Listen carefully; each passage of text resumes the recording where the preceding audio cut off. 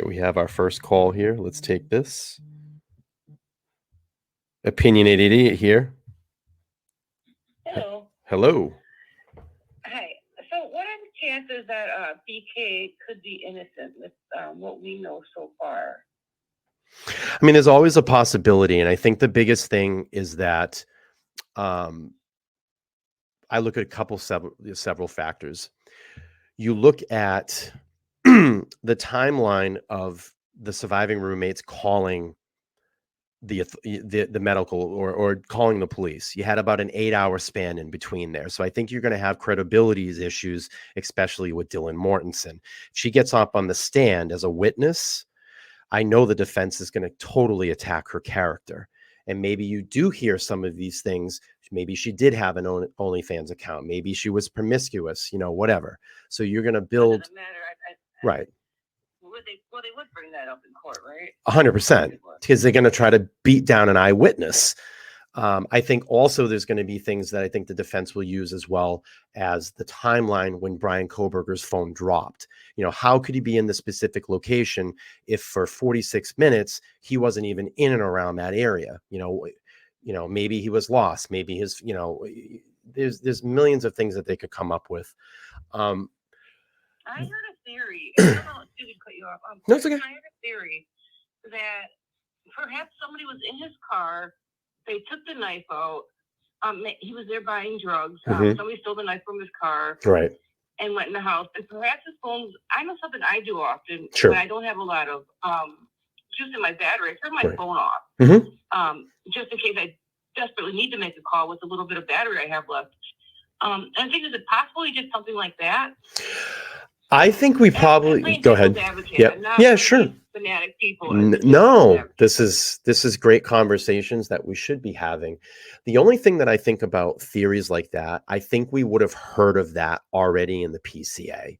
If there was another suspect by now, they would have been caught, and there would have been some major announcement, I think, at this point where I think the prosecution would fight like, look, we need to get this, let's just say there is another person involved in this and they just recently caught them. Okay. I think the prosecution would fight, put in a motion in order to the judge to allow this information to get out in the public. I believe, that would be out there. You would hear something on there. Another sure. person that was working with him. I'm saying I'm just saying the reason I'm saying they stole the knife from his car, like perhaps that could be why his DNA is on the sheet. Quite possibly. I mean, you go to the store, you touch something, your DNA could be on right. it. I just feel there's no evidence as of now that could say he is 100% guilty. Everyone's saying his actions afterwards. Well, people with OCD, they have crazy or just different things that they do. Wearing your gloves when you take the garbage out, the trash, or clean your car. That doesn't seem so abnormal to me. Yeah, and I mean, I totally respect your opinion. I totally respect your side of what what you're stating. And again, this is basically how a defense lawyer would argue. I just think that there's, and I think you're probably the person that was typing in the chat. I just think that there is so much. No, I haven't typed. Got it. I just got here. Okay. I just think that there's so much more evidence that we haven't heard of yet. Wait till they start going through, digital forensics and maybe seeing what he was searching on his computer. Maybe he had photos of the victims downloaded on his computer, all that stuff.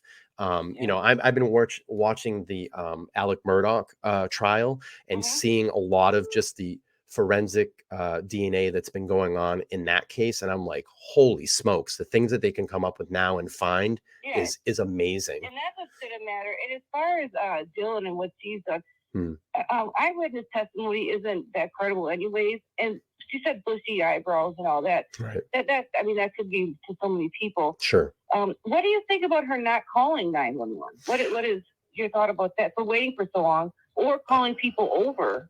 Yeah. I have a little thought about that, but what do you think that's about? I think there's two sides that I play on this. And because I've heard so many things, the drug connections that she might have possibly known Kohberger. So that stuff kind of gets in my head too. But I think a lot of it is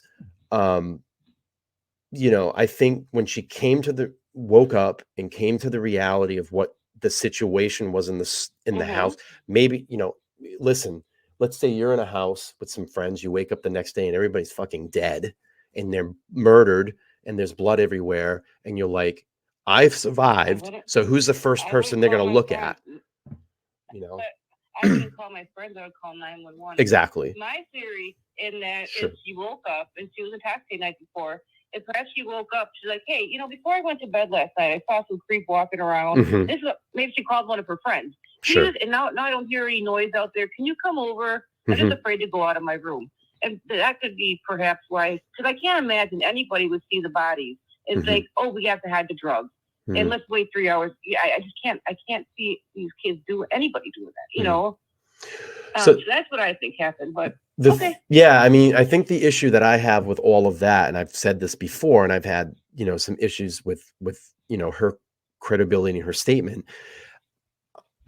And I don't want to make this like a sexist thing, like male or female, but if I'm someone and I'm in that location, I'm in that house, and I walk out and see someone dressed like they are, and I'm probably guaranteeing that no one has come in that house dressed like that before.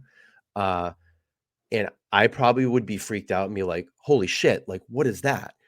Let's just say that I am afraid. Let's just say I am afraid. I go back in my room. I would call a friend or I would call the authorities and say, hey, can you just come by? I saw some strange guy walking through or a strange person walking through my house. And she even said this in the PCA. Never seen this person before. Didn't look recognizable. That to me would be a red flag to call authorities or a friend to come by and check on me. Yeah. Yeah. And she didn't do it. She didn't do it. But it was, am I correct that it was a face mask, like a COVID mask?